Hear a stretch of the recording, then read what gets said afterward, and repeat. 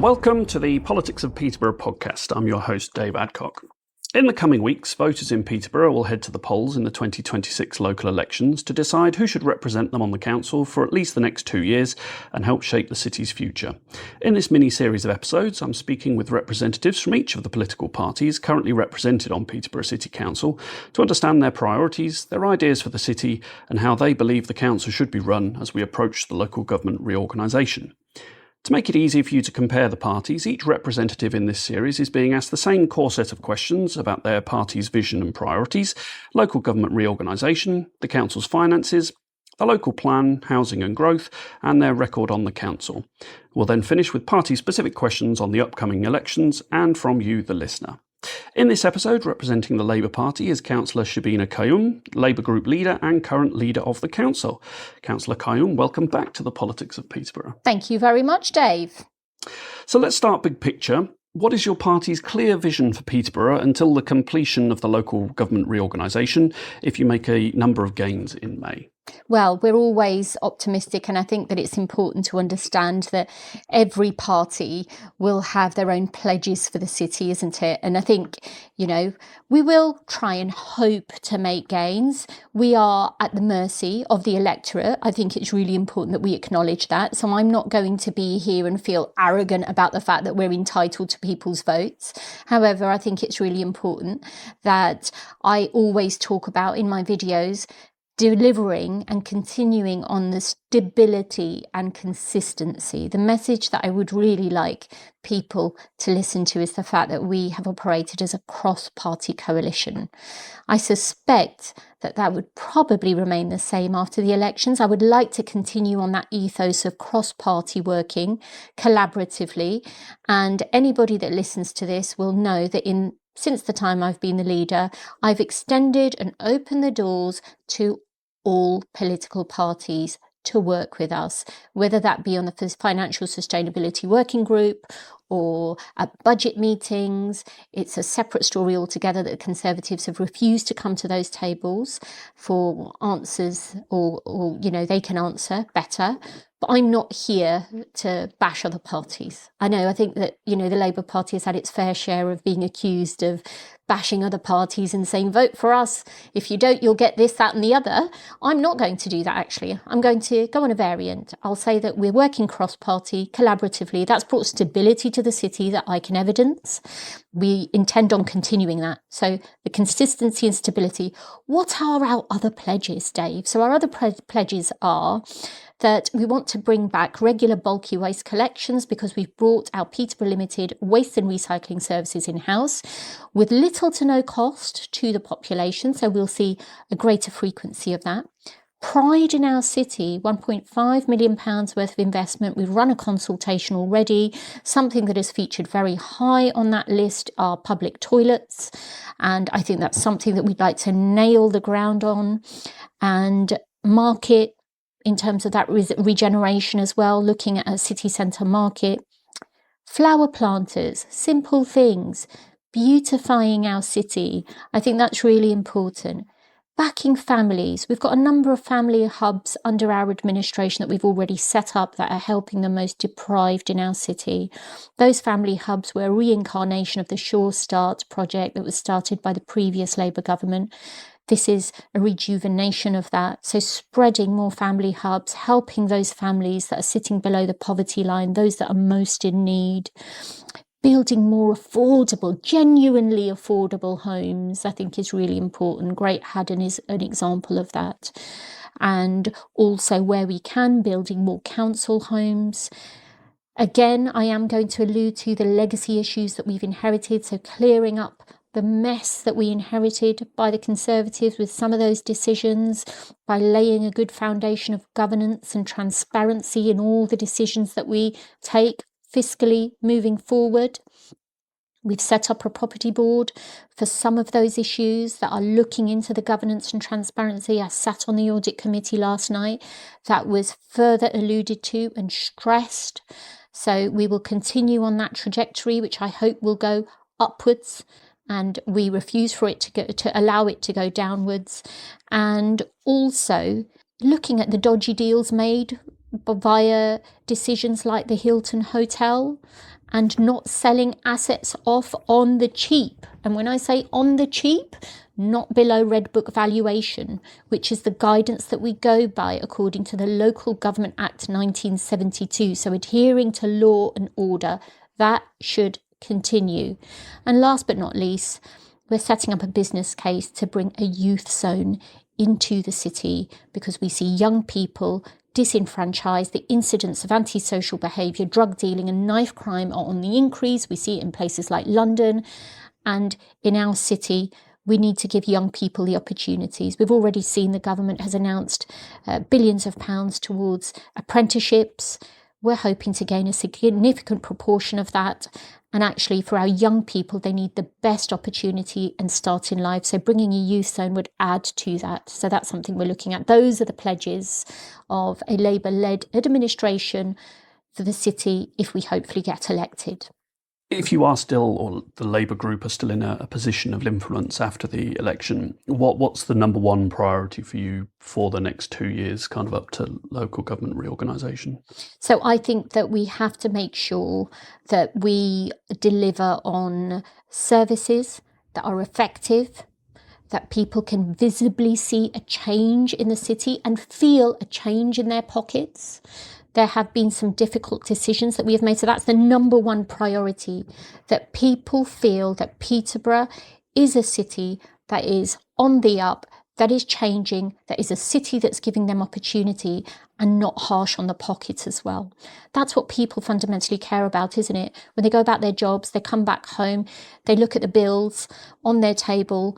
They want to make sure that they've got the ability to put food on their table, pay their bills comfortably, have a roof over their head, and ensure that our part as a council playing that is fundamental. And also those people that use our services, so the most vulnerable in our city, we want to make sure that, and what we have established through our budget is that for the next 3 years, those services are going to be safeguarded because of the decisions we have made this year. So that will continue for the next 2 years irrespective of that. But my number one pledge is to make sure that the quality of life of residents in this city when they walk out on their doorstep is to see the streets clean and that they can come back home and know that they can get through the month without it being too heavy on the pocket. This week we discovered that Peterborough's bid to be the UK City of Culture in 2029 had unfortunately not been successful. Despite that, what do you think is the city's strongest cultural selling point and what needs to be worked on to improve the city's chances in 2033? Well, first of all, thank you so much for giving me the opportunity to vent my spleen and say that I'm absolutely heartbroken. As soon as I got the news, I was on a meeting, I turned off the video and I had a good cry. Okay, we're all human. I absolutely love this city. I am super envious of those that have got shortlisted. I think it's really important that I put it out there. But does that mean that I'm going to sit back and allow our city to be overlooked? Absolutely not. I think the number one selling point in our city are all of those heritage and cultural assets that we have in our city that tie us all together. So we've got those landmark heritage sites. Where else in the country would you find a Queen lining state in the most beautiful cathedral that has the most beautiful western face in the world? You don't get that anywhere. Where else in the country have you got a Bronze Age archaeological site like Flag Fen? We've got our own beautiful Lido. We have the Nene Valley Railway. These are all our heritage assets that you can tie together. The cathedral, Guildhall, we've got Flag Fen, we've got the Lido, we've got Nene Valley Railway. We've got a beautiful eclectic mix of a diverse population with different cultures. This is a city that has been built on people who have come from various areas of the world, made it their home, from the Italians to the Pakistanis, from people from Europe, from India, and have knitted themselves to make Peterborough their home. I always refer to this city as being the beautiful patchwork quilt of diversity, not to forget the post-war era and Baker Perkins and the people that built up their city through our engineering industry. So we are a beautiful patchwork quilt of hard-working people who have built this city through their blood, sweat and tears and called it their home. And that is our biggest strength. We're also surrounded by some most beautiful leafy green countryside. And in one of the heritage assets, I forgot to mention the John Clare countryside. And it's so important that we preserve everything that we have and promote it as one. So yes, our cultural diversity, and yes, our cultural and heritage assets. We are unlike any other city, and I maintain and stand by my words when I say that anybody that says we should be more afraid of our bigger neighbours in the region, I say, step aside, there's a new show in town, and that's what we are, and I'll continue to say that.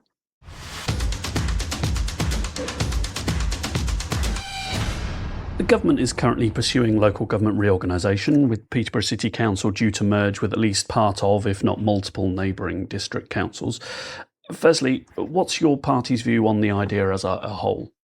So my party's view on the idea as a whole is the fact that the current funding model of councils was not sustainable.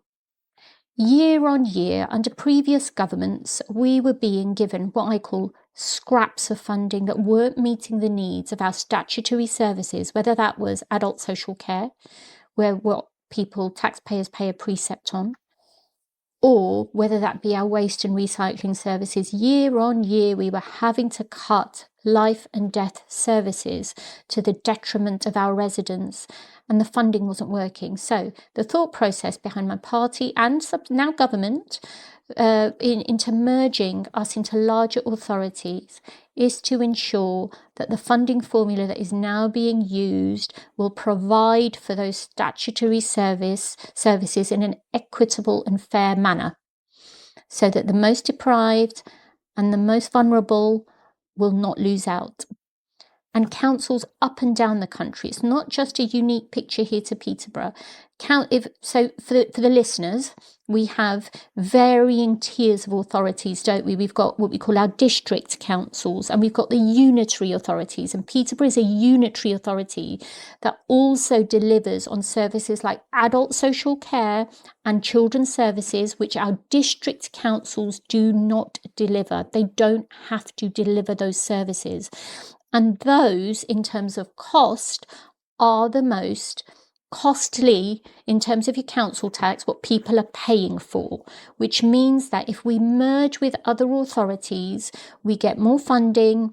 The financial formula of funding those authorities when they're larger is better, it's more organised, it's more structured, it looks after those populations in a fairer way, and we are able to deliver those services more equitably. So the thought process behind it is to deliver on local government services more fairly and fund them more fairly. And actually, it gives us more opportunities for growth. It actually gives the government better communication between local government and the other services that we run, and national government.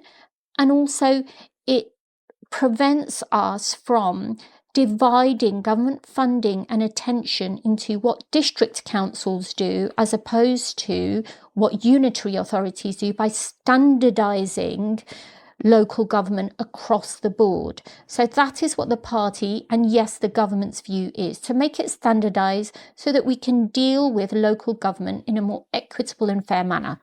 What are some of the potential risks of the reorganisation, and how would your party ensure that they're mitigated?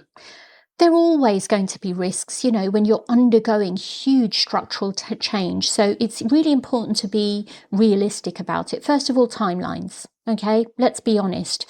When Peterborough City Council ceases to exist, the timeline for which we want to go into the new authority is going to be on the 1st of April 2028, when everybody wakes up and sees, Peterborough City Council no longer exists. It's going to be the new authority with the new boundaries, with a totally different geography.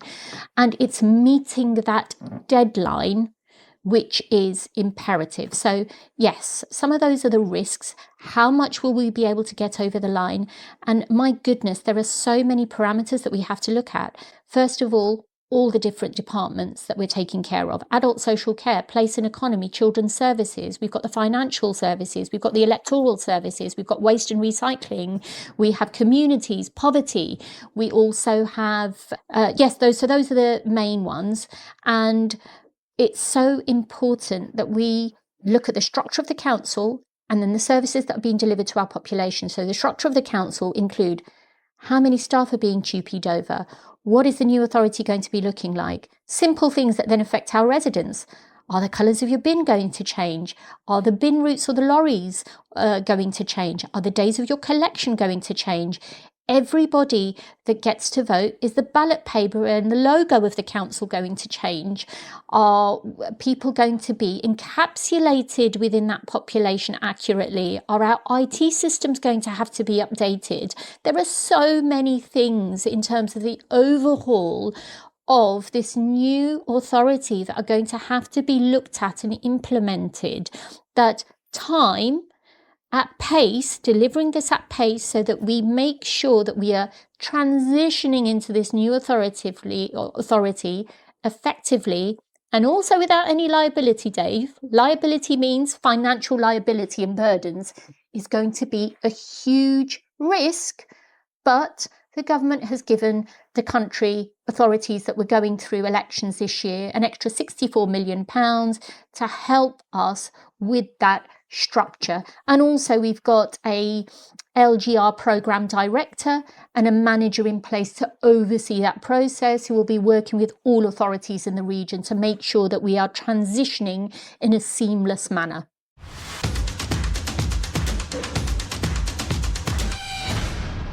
The council is still £500 million in debt with depleted cash reserves, but will find itself in a significantly increase in core funding from central government after the fairer funding review. Where does your party believe the focus should be for that additional funding?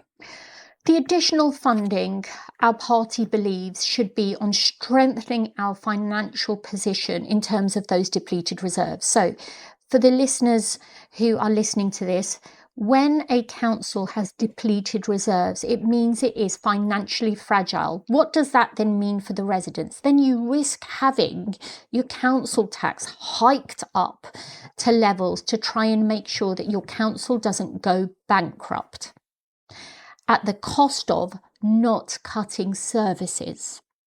So the focus of the government and the party is to ensure that through this fairer funding, the best way forward is to strengthen our security, to prevent us becoming financially fragile so that it doesn't hit the pockets of the taxpayer. And I know that it's really important for me to be honest about this, that this year we've increased our council tax to the government recommended level of 4.99%.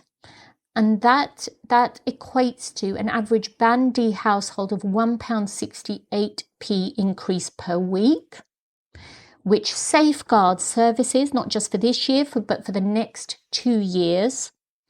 And hopefully with fairer funding, we should be on a stable footing. It should strengthen our reserves without possibly the need to increase council tax in future years. On that sort of view, many residents feel that they continue to pay more in council tax but see little improvement in services, and potentially there's no end to those increases in sight. How does your party ensure residents get better value for money from the council? I don't dispute that at all. Do you know, it's one of the most difficult, heartbreaking calls to have to hit the pockets of your residents. At the end of the day, residents expect a good service. They expect, like I said in the beginning, to go out on their doorstep, see that their streets are clean, see that their bins are being collected, see that the street lights are working, that their children have adequate spaces in school.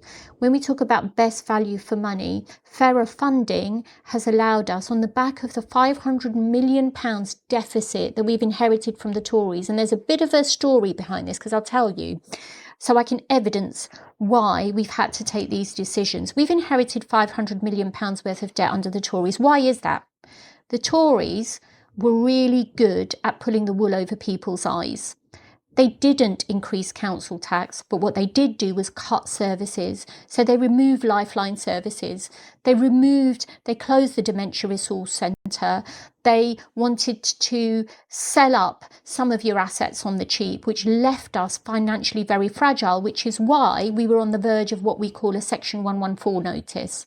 And when that all happened, we obviously took over. So we've had to, some last year, before my leadership, there were some crippling cuts that took place. But this year, we haven't had any cuts. How we've tried to compensate it is just increasing it a little bit by £1.68. And what has happened is that we're just building on that security. So when we talk good value for money, I guess what residents can be reassured by is for the next 3 years, we won't be cutting services, which helps us build on our reserve level, which gives us the financial flexibility to better the services that we're already delivering. So, like I said, we'll have the financial freedom now to be able to possibly bulky waste collections at little to no cost to the population, make sure now we've brought our waste and recycling services in-house, that people will see more efficiency, cleaner streets, better picking up of their waste, less fly tipping, a cleaner city all round. We will see that people will see that change. People will also see that we're building new schools. So the population levels against school places will be mitigated by the fact that there are more new school places. Also, notwithstanding the fact that because of extra government support that we have had, millions and millions of pounds has helped us immensely around rough sleeping. We've had £900,000 for rough sleepers that has been invested in the last year. So helping those people who are living and sleeping rough on the streets.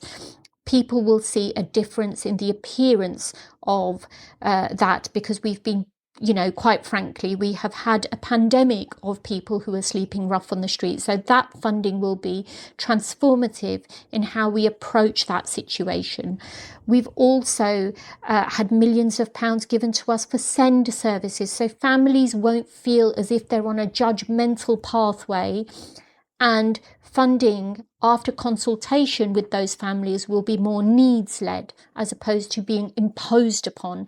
So there are many different angles in which the taxpayer will feel that they're getting bang for their buck in the current years, because we are just overcoming the hurdles of what we have inherited. But do you know what? There is a timeline. I'm very realistic of the fact that we can't just blame the past. We have to be delivering on some of those pledges that we have, promised to deliver on, and that will be through fiscal responsibility, so financial responsibility. Yes, we've got the legacy issues, but you know what? We're dealing with them. We're chipping away at them. We're moving them out the way as we're dealing with them, and now we can move forward. But it just takes time to make sure that that change is actually felt and visible. And from April the 1st, when people will see the 2-child benefit cap, we've brought free school meals, free breakfast clubs throughout the city. Crisis Resilience Fund also has been implemented. People will feel a lot more better off after April the 1st this year.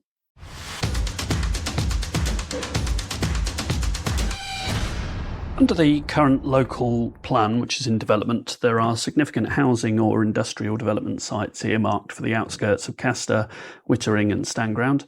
How would your party balance housing and economic growth with the protection of green spaces? Green space is so important, isn't it?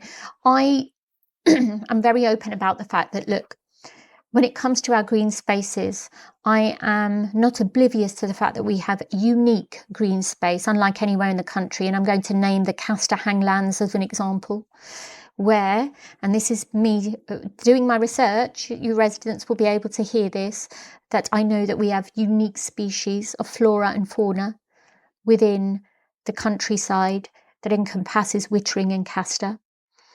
We are supposed to have a local plan legally that stipulates the number of housing that we are supposed to deliver on as a council.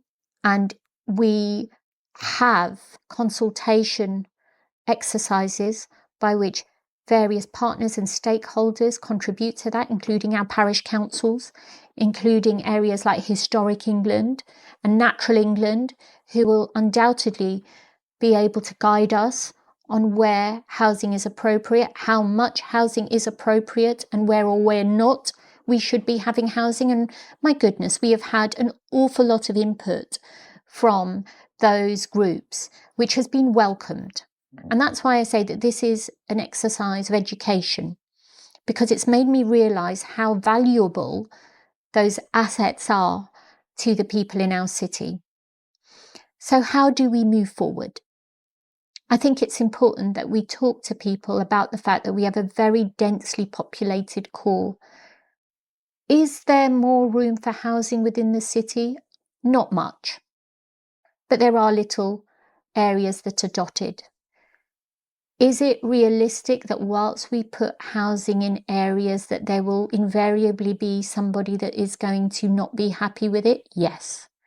So how do we work around that? It is really important to have a two-sided conversation to assert the importance that people have a right, families have a right to grow up and bring their families up in a house that is also in an area that has environmental beauty. Does that mean we oversaturate that area? No. So it's about agreeing on the things that we collaboratively agree on. How many houses? Where would they be permissible? How many would local people like to see and give opportunity to? So I come from a place of, let's sort this out together, shall we? Whilst at the same time being mindful of some of the structural mitigation. So for example, under Castor and Wittering, there is a huge gas pipe, which may prevent any housing from going on. So we're going to have to look somewhere else. But it is a multifaceted exercise in which the views of parish councils, the population, and the stakeholders that I've just mentioned are taken into consideration before any plans are finalised. So that's where I stand on that. I do not want our green space to be jeopardised, but I would certainly welcome counsel from the residents and those organisations to help us then decide where we meet our legal requirements for establishing a local plan and how we can provide for young families in the city. With the pace of population growth in the city over the last 2 decades, many feel that the accompanying infrastructure hasn't kept pace.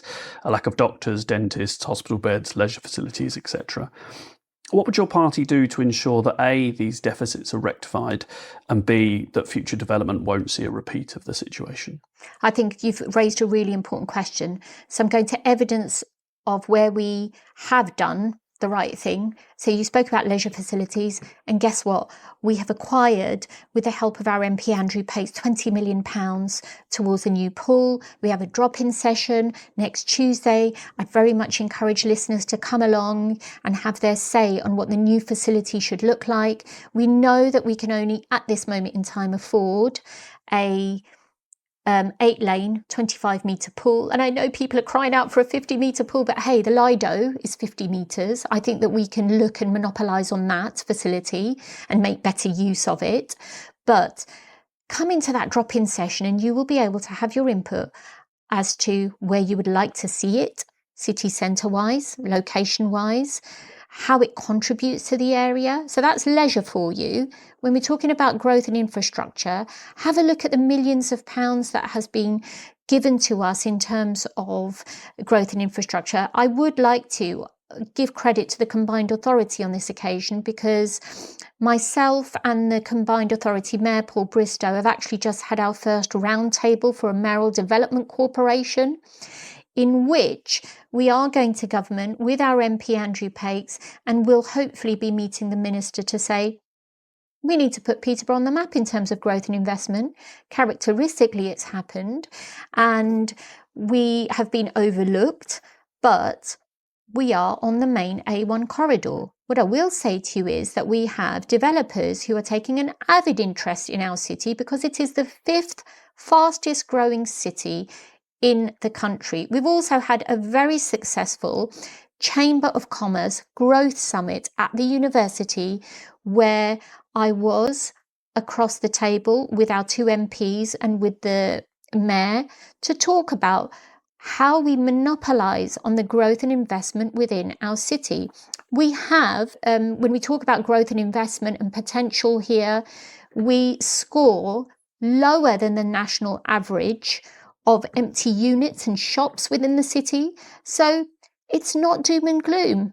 We've got the station quarter in terms of our regeneration, which is developing at pace. The pool will be completed by 2028.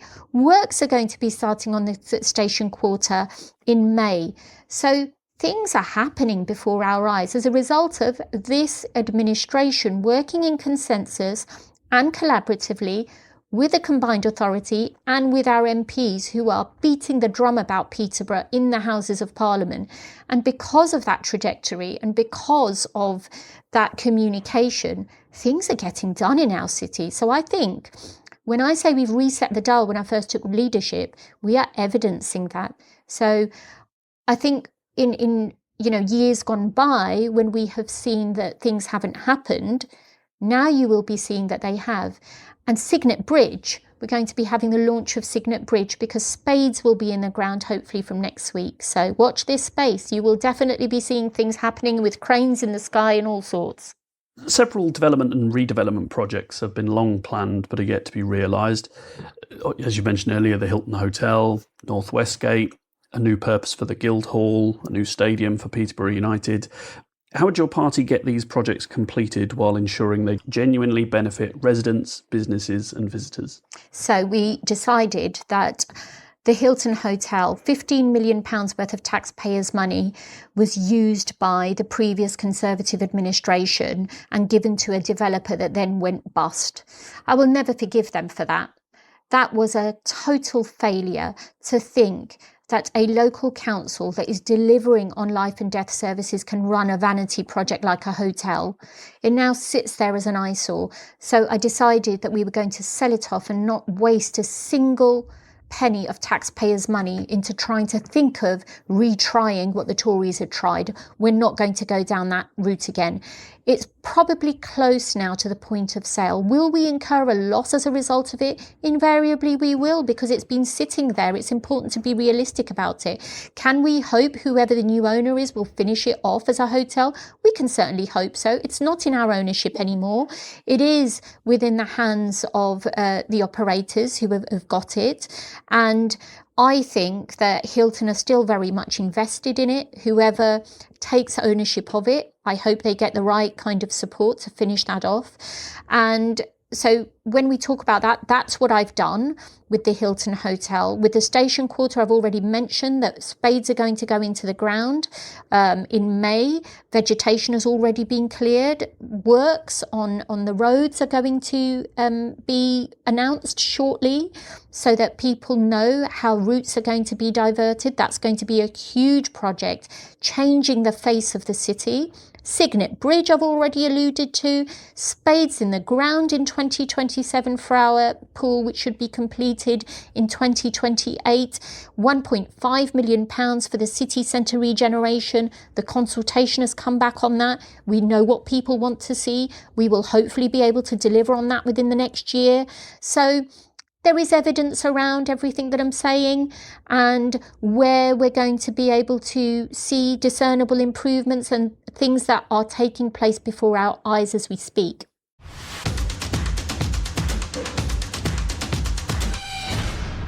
Based on your party's record on Peterborough City Council, why should voters trust you with an increased number of councillors that might get you to continue in your leadership role going forward?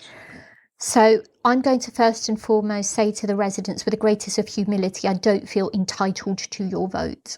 I'm willing to take 2 steps back and listen. Neither am I going to bash other parties at the expense of saying that I am superior over all of them or my party is. No, we've seen enough of that already. But what I would say and request humbly to everybody that's listening to this is, that since I took leadership over at Peterborough City Council, the amount of legacy issues that I have been able to resolve, whether that be dodgy dealings over the Hilton Hotel, whether that be, taking oversight for a £4 million John Mansfield building that was sold off for £1 under a Tory administration, is something that I've rectified under my administration, because taxpayers' money is important to me, and the transparency of around where that is spent. That is why we have set up a governance and an audit framework and document, so that never again should it happen that when people are paying their council tax to this council, that we cannot account for every single penny. That is the message that I want to give residents. The other message that I want to give residents is that people are fed up of politics. They really are. They're fed up of politicians. I hear you. And all I will say is that the reason why I'm working cross-party collaboratively is that we take out the big P politics and the small p politics out of the situation, and local government is focused on delivering for the people of this city, which means that I am willing to work with anybody cross-party to ensure that we deliver for the people of Peterborough. And that's why I will reiterate the words of my leaders that say city first or country first, party politics second. City first, party politics second, and I've evidenced that by working with the independent group of councillors, who have been fabulous, by the way, and the Liberal Democrat group. We intend on continuing that partnership whilst at the same time working with other parties. So whether that be the Conservatives, Reform, or the Greens, I will establish that ethos of my door is always open. Any one of those party members is welcome to walk in through those doors and still have a chat with me and disagree with me. But we have mastered the art of learning to disagree well with each other in our coalition, even if we don't agree on things. And that is very powerful, because it means that the residents still get heard, and they matter in all of this. It's almost, as you mentioned earlier, a certainty that the council will remain in no overall control after the 2026 elections. What is your party's approach to the coalition or cross-party working going forward after that? Well, we will see what the numbers look like, won't we?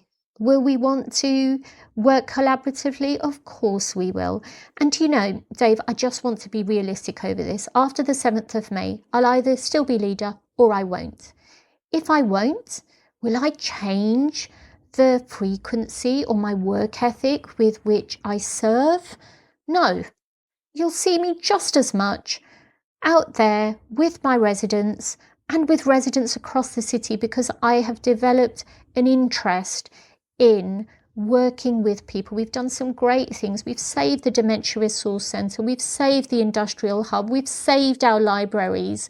And that has made me addicted to public service. And it's an addiction that you can't really get rid of overnight. And that's something I'm passionate about. I don't really worry about the leadership role as much as I do about serving residents. And when you go out and knock on a couple of doors, despite seeing a lot of angst on social media sometimes with people who are unhappy, it changes the whole perspective. More or less, the bottom line is that the majority of people are good people. All they want to do is get by in life, be able to pay their bills and be happy. And I go out and I have some amazing conversations on the doorstep, and it's those people that I am here for. And even if people don't want to vote for us, I'm still here for those people too.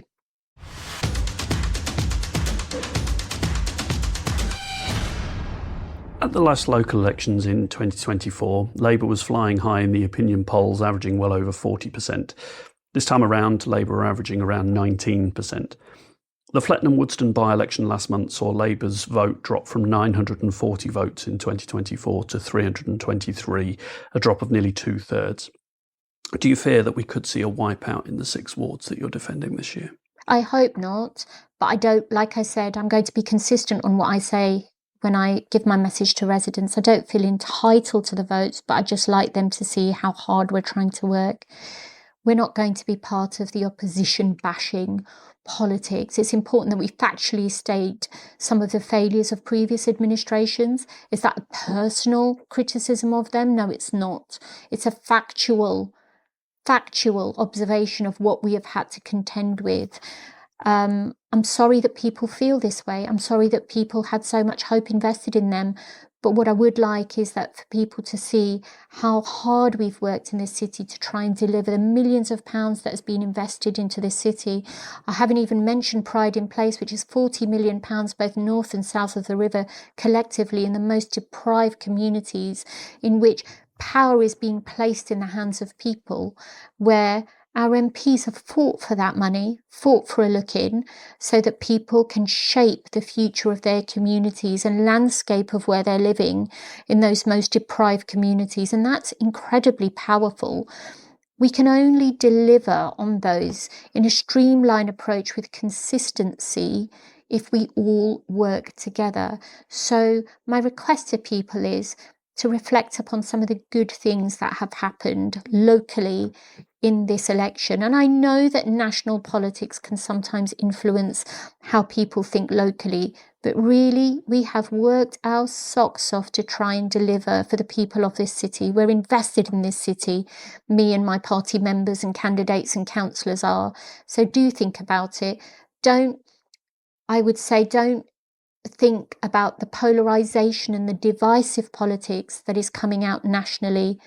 We're fighting against that, and it's becoming the new normal, and I really do fear it, because we've got a diverse population here in this city.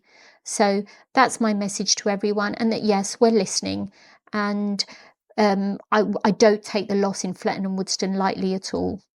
What would constitute a good result for Labour after election night? A good result is retaining 3 of our safest seats out of the 6 that we're defending. Would anything less than that be seen as a failure, do you think?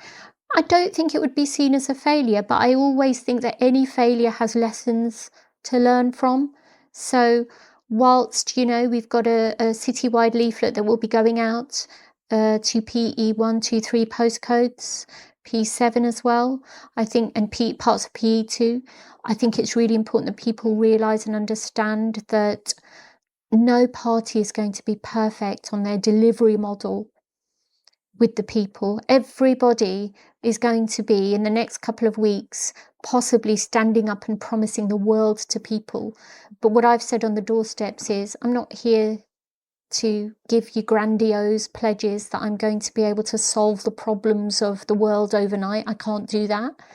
But pledge to be available, accessible and responsive whenever you need me to be, and that if I can't get something done, I'll be able to evidence why. And I think that people respect that honesty. So it's important to be honest. Since the last elections, Labour have seen 4 councillors leave the party for various reasons. Why should that not concern voters when they make their choice at the ballot box this time around? I think it's really important to have a look at the individual circumstances as well. I think every party has suffered from defections, so we're not unique to it here in Peterborough either. There's been I will share with you that I was having a conversation with a Democratic Services officer. We've had to change the scheme of delegations every single month since I have been elected, because of people chopping and changing and becoming either totally independent or partially independent, or leaving the independents to become an independent, or leaving Labour to become independent. We've had a whole load of, and the Conservatives as well, they've had their fair share of issues. So, I think that we're all in the same boat. And if I'm to have a look at whether that impacts upon us, there might be people that choose to have a look at those circumstances, and I wouldn't know why, but I'm more than happy for people to email me personally if they think that that's something that concerns them. And it's really important that we have a look at the individual circumstances as to why somebody has chosen to leave a party, as opposed to using that to form their opinion of the party as a whole. Although I don't dismiss the fact that people may choose that as a reason to form an opinion. But hey, every party has suffered from defections because people are just so fed up with politics. And to a degree, so are those councillors. The Conservatives have topped the polling in Peterborough at every local election going back to 1997. Do you think this is the first or the time that we'll see that streak broken? I don't know. I'm not one to speak for them. We've certainly got a really vocal group of Conservative Party adversaries in the chamber. And the only thing that I can say is that they have built up a questionable track record over the last 23 years that has been evident under my leadership because we've exposed a lot of what they did. So it's important that people know that. And the only other thing that I'm going to say is that because they are vocal, they do choose to distract the attention away from some of their failings by nitpicking on things like elections, for example, in the name of democracy, which I can evidence very well. So I don't know if that will remain. We will have to leave it to the results of the ballot box. But I will certainly try hard as much as I possibly can. You know, I don't like being arrogant around elections and feeling that, oh yeah, well, they're no good and we're going to get it. No, I'd like to think that it's important that I promote my own track record, and that's important. And yes, give comparatives. Giving comparatives on factual information is far more important than just party bashing. You know, it's going to be up to the electorate to see for themselves who they think is better. How much of your party's chances at this local elections will be about local issues and how much will be about national and international issues? Our party in these local elections, nearly everything is going to be about local issues. Now, I will not dismiss the fact that international issues do affect the sentiments of a significant population of people within our city. We've just recently seen the second anniversary of the war in Ukraine. We marked that. As leader in my executive position, it's important that I actually represent the views of all residents and make sure that this is a city that is a safe space for everybody of whatever background they have and whatever faith and none background that they have. We've also seen that there is a influence around what's happening in the Middle East at this moment in time, from Gaza, the onslaught in Gaza that took place in 2023 to now. And that has now transitioned into what's happening in Iran. I think that it does affect people and how they feel parties should be voted for locally. We can't tear ourselves away from that. But what should we aim to do? My revert position will always be bringing people and communities together and listening with a sympathetic ear, whatever side they may be on. I categorically condemn the fact that the United States has gone into this war in Iran. At the same time, I don't think that we should lose sight over some of the atrocities that have been committed in Gaza. I think it's really important to acknowledge suffering of innocent people, because at the end of the day, it's always the innocent that suffer. So we need to be, as local representatives, advocates of any human suffering. And I stand by that categorically. In terms of answering your question, yes, it does influence our local residents. Can we talk about national party policy? Yes, we can. Am I proud of Labour's track record in terms of speaking to all communities? All communities? Yes, I am. Was there a brief fallout with communities that were affected by the Gaza issue? Yes, there was. Are they trying to rectify that? They absolutely are. You know, we have always supported a two-state solution, and we stand by that policy. You know, alongside our European allies, we've also declared and recognised Palestine as an independent state, established an embassy. At the same time, we've also recognised the fact that Ukraine and Ukrainians in this city feel hurt about the war that has been ongoing and how we bolster our security against any Russian influence. And that's a real security risk and threat, and we've got to be very cognizant of that. And managing those community tensions is very important indeed. Acknowledging people's pain and hurt is very important indeed. So locally, we do a lot of community-focused work that will continue unhindered, but our focus will obviously be on community cohesion and speaking to people and validating their hurt and their pain. That's really important. Do you think the fact that you backed the postponement of the elections this year is going to cause you problems at the ballot box? It could, but if I were to evidence in simple terms what postponement meant, then I think that it would give me the opportunity to state my case. So we're going through local government reorganisation. The last time it happened was in 1972. On the 19th of December, I was sent a letter by the Secretary of State to me and me only, the leader of Peterborough City Council, saying, "Hello, Shabina. You've got local government reorganisation coming up. Would it be a hindrance or come in your way if you were to have local elections in 2026 or not?" So what do you do as leader? You go back to the officers and say, "Hey guys, are you going to be able to accommodate capacity of running elections and running local government reorganisation for all those reasons that I've said to you, Dave, at the beginning of this interview?" It's huge. We're becoming a new authority. Everything's going to change. And the officers looked at the evidence, held member briefings and said, on the basis of evidence, it looks like it would be helpful if we had elections postponed. And why is that?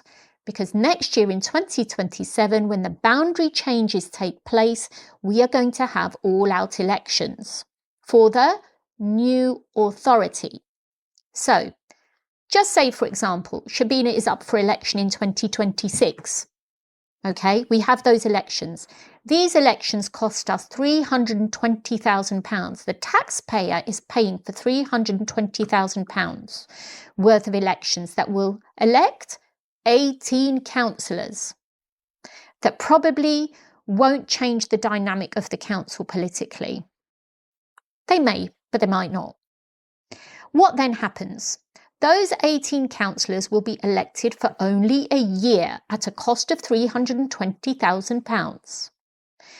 Shabina is then again up for re-election in 2027 for the new authority at a cost of nearly £600,000 for all 60 councillors for a term of 4 years.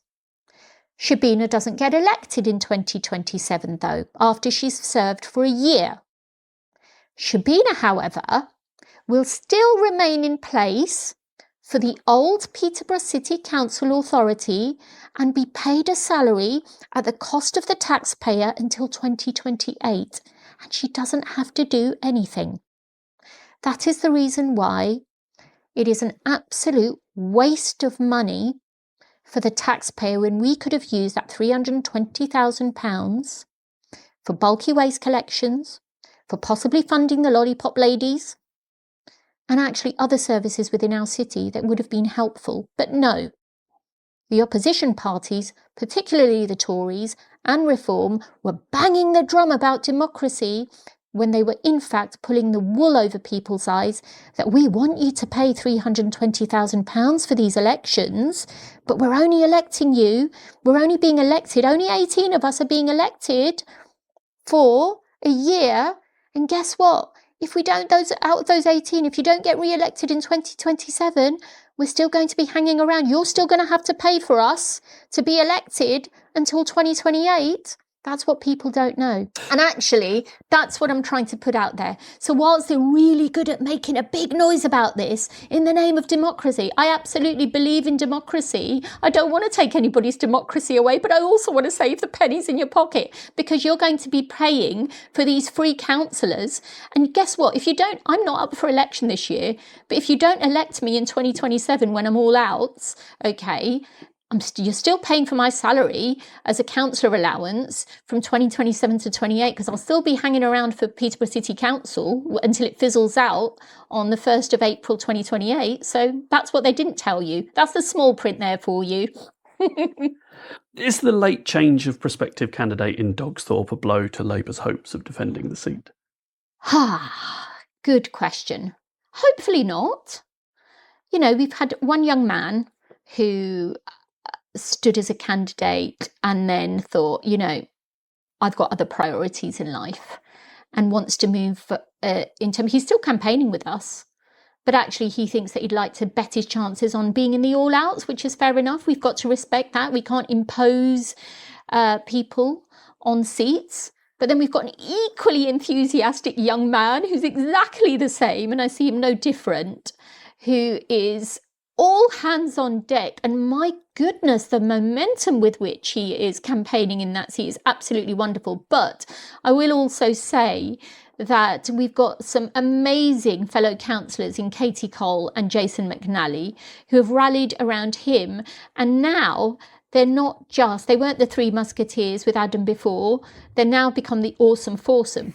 So Adam is still around and he is still campaigning alongside us. It's just that he's changed his priorities, and good luck to him. We'll welcome him back next year. In fact, the day after the election, we'll all have a week's rest irrespective, and he'll be out on the streets, pounding the streets for his election in 2027, which is great. The Labour Party have had some very young candidates and councillors in recent years.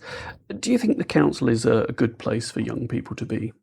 I think that when young people put themselves, given the history that we have seen of young councillors getting elected, I think that it's really important that the learning that we take from it is that when a young person wants to stand, that they have a really serious conversation with their families about the responsibilities entailed.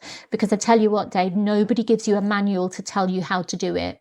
And myself as a female in politics and now in leadership, you only have to look at the hateful comments under the Peterborough Telegraph to tell you how difficult women in leadership or in councillor positions get it more than men.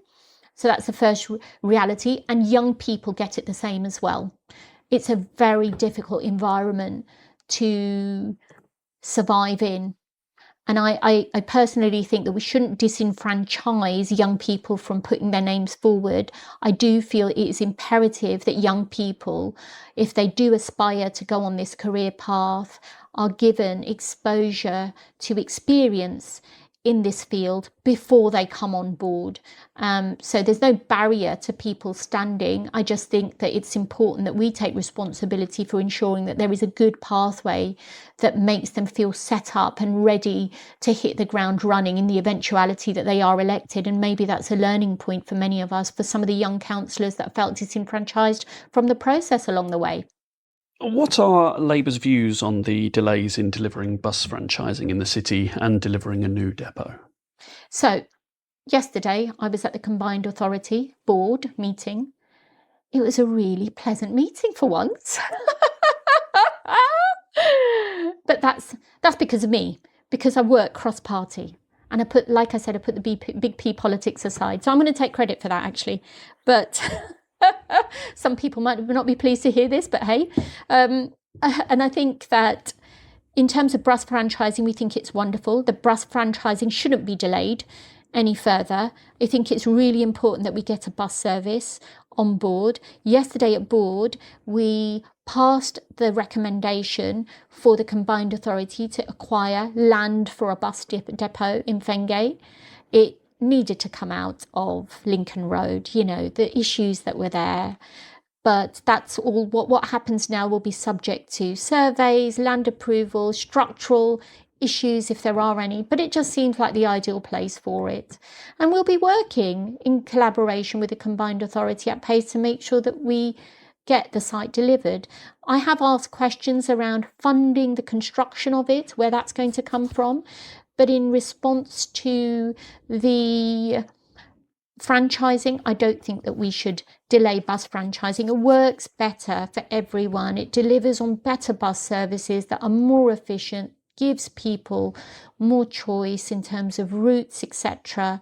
And it's more standardised and organised. So I think that the bus franchising shouldn't be delayed, and both should work hand in hand, both the bus depot and the franchising. And I've got every confidence in Councillor Angus Ellis, who is our Transport Cabinet member, who's been delivering on this, bus user himself, and very committed to the role. So I've got full faith in him. What will Labour do to protect Peterborough's LGBT plus community and their access to healthcare? I think that it's really important that we treat with parity anybody that identifies as an LGBTQ plus resident living in our city. It's really important. Like I said, we've got a diverse patchwork quilt of people in this city, and we should never dismiss the fact that the LGBTQ plus community are a minority community within our city. So they're also a community in our city. And if it gives you any reassurance, I've been sitting on the EDDI working group, which is the Equality, Disability, Diversity and Inclusion working group. And I was the first councillor to say that diversity and equality shouldn't be just about faith, colour or background. We've also got to consider our LGBTQ plus community. So that's in answer to that question. In terms of access to healthcare, I work as a GP, okay? I see people every day from all kinds of backgrounds. The patients are at liberty to disclose to me their orientation, their sexual orientation, if they choose to. And they should know that as a healthcare professional, anywhere across our health sector, they will not be judged on the basis of their background. Come on, we're living in the 21st century, right? We should not, there is no room for discrimination, either in our country or in our city. That is categoric. And even having a conversation about it, you know, I don't see the LGBTQI population different to any community. They're absolutely a fundamental part of our community. When access to healthcare takes place, it shouldn't have to be an issue for them to feel differentiated by. And actually, if that community does feel that it's meeting barriers, especially in healthcare, it should be brought to our attention so that we can rectify it sooner rather than later. My final question is this. If listeners have a Labour Party candidate in their ward in May, why should they vote for them? The reason why we would like you to vote for us is because of our track record of stability and consistency across the board. So when I talk about the delivery of stability and consistency, I say look at our track record and how we have delivered more in these last 5 months compared to the Tories over 23 years. So if you have a Labour candidate in your ward, the first thing I'm going to say is, what did the Tories do to Peterborough? Wasted £15 million of taxpayers' money on a vanity hotel? What Labour did to fix it was decided to sell it off, not wasting a single penny more of taxpayers' money. What did the Tories do to Peterborough? They made the decision to close the Dementia Resource Centre. What did the Labour administration do? We found the Dementia Resource Centre a new home. What did the Tories do to Peterborough? They cut services every year to the most frail and vulnerable in our city. What did we do? Thanks to fairer funding, we balanced our budget and have salvaged those services with no cuts to those services for the first time, not just for 1 year, but for the next 2 years as well. Saved our cultural assets like our library, who have come off the disposal list. We've saved the Lido. We are building a new swimming pool. We have made sure that we have brought the John Mansfield Centre that was sold under the Tories for £1, a £4 million asset that was deemed to be unlawfully sold under the Tory administration for £1. We have brought that back into council oversight. We fought for that. That was taxpayers' money. We rectified that. Other than that, we know that there were certain councillors under the previous administration who approved a loan of £30,000 of taxpayers' money for a radio station and labelled it as a children's services payment. Okay, So we've called out wrongdoing and we've set up an audit and committee governance framework to prevent those occurrences from happening again without oversight. Okay, this is the establishment of those rules that we have put in place. So the Tories left us with legacy issues and £500 million worth of debt to deal with.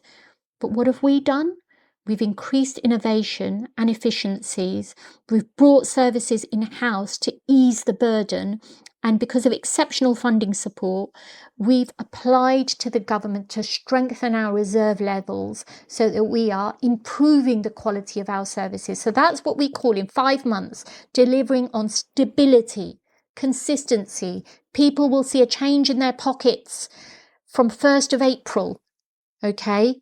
Scrapping of the 2-child benefit cap, bringing in £40 million worth of, pride in place funding to improve our communities, £900,000 worth of money for rough sleeping, building new school, investing in SEND services, making sure that families don't embark upon a judgmental pathway when they're navigating this really arduous process. That is what we are doing here in this city. And that is what I feel that I would like to humbly request people to consider when they put their tick against the ballot paper. And I really do hope that they choose to vote, continue to vote for Labour locally for us on the 7th of May. Councillor Qayyum, thank you for joining me on the Politics of Peterborough. Thank you, Dave. It's been a pleasure as always.